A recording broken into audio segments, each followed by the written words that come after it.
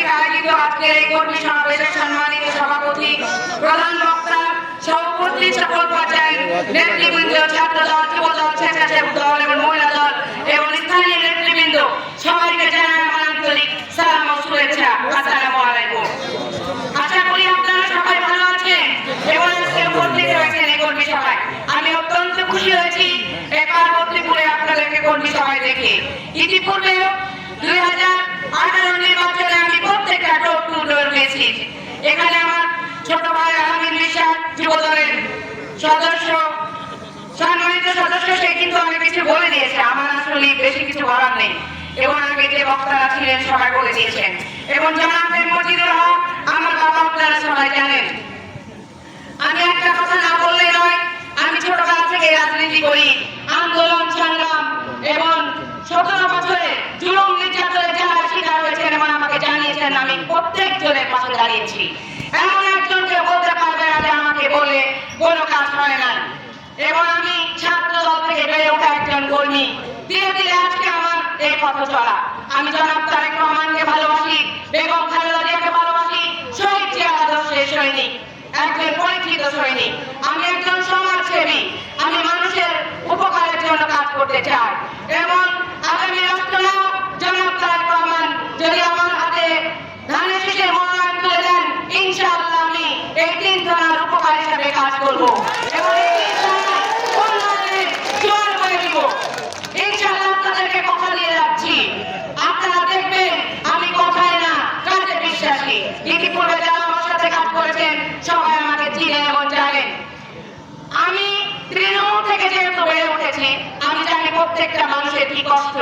আপনাদের এই 17 বছরে কি পরিমাণ জুলুম নির্যাতনের শিকার হয়েছেন, আপনারা ঘুমাতে পারেননি, আপনারা শান্তিতে থাকতে পারেননি, মামলা হামলায় জর্জরিত হয়েছেন, আপনারা কেউ শান্তিতে ছিলেন না। আমাদের বিএনপি সরকার গণতন্ত্রের সরকার। ইনশাআল্লাহ বিএনপি সরকার ক্ষমতায় আসলে গণতন্ত্র ফিরে আসবে বাংলাদেশে এবং সারা বাংলাদেশের মানুষ ভালো থাকবে, আমরাও ভালো থাকবো। আপনারা বিএনপি গণতন্ত্রকে বিশ্বাস করে এবং তৃণমূলের আস্থার বিশ্বাস, আস্থার প্রতীক তৃণমূলের দল এবং জনসাধারণের আপামর জনতার দল। আপনারা তো ইতিপূর্বে দেখেছেন, প্রত্যেকটা প্রোগ্রামে আমাদের দেখেছেন লক্ষ লক্ষ মানুষ হাজির হয়ে যায়। কোনো মানুষের জন্য কিছু করতে হয়নি আমাদের দেশটা। ট্রেন বন্ধ করেছেন, বাস বন্ধ করেছেন, এমনকি প্রত্যেকটা জায়গায় ট্রাক পর্যন্ত সমিতি বন্ধ করে দিয়েছেন। কিন্তু আমাদের বিএনপির প্রিয় নেতা কর্মীরা আপনারা কিন্তু কেউ ক্ষান্ত হননি, প্রত্যেকটা অনুষ্ঠানে সমানভাবে অংশগ্রহণ করেছেন। এবং আমি বাংলাদেশের প্রত্যেকটা জায়গায়, সিলেট বিভাগ, রাজশাহী বিভাগ, চাঁপাইনবাবগঞ্জ জেলা, বগুড়া, এমন কোনো প্রোগ্রাম নাই যে আমি অঙ্গ সংগঠন থেকে শুরু করে প্রত্যেকটা প্রোগ্রামে আমি অংশগ্রহণ করিনি। আমার দলের ভারপ্রাপ্ত চেয়ারম্যান জনাব তারেক রহমানের নির্দেশে আমি দলের কাজ করেছি। ইনশাআল্লাহ আমি আল্লাহর উপর ভরসা রেখে বলছি আপনাদের সামনে ধানের শীষ নিয়ে হাজির হব এবং আপনারা বিপুল করে আমাকে বিজয়ী করে আপনাদের সেবা করার সুযোগ করে দিবেন।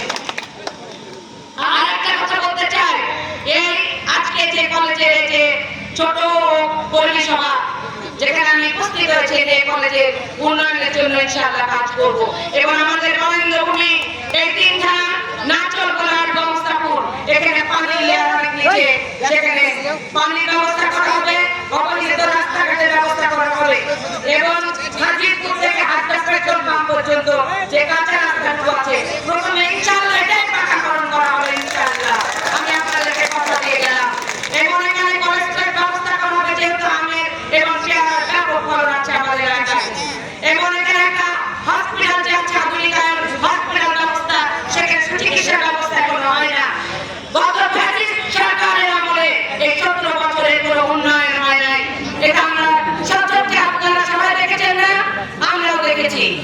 এই উন্নয়ন ইনশাআল্লাহ বিএনপি সরকার করবে। আপনারা সবাই দোয়া করবেন, ভালো থাকবেন, সুস্থ থাকবেন। আল্লাহ হাফেজ। আসসালামু আলাইকুম। শহীদ জিয়া অমর হোক, খালেদা জিয়া জিন্দাবাদ, তারেক রহমান জিন্দাবাদ। সালাম।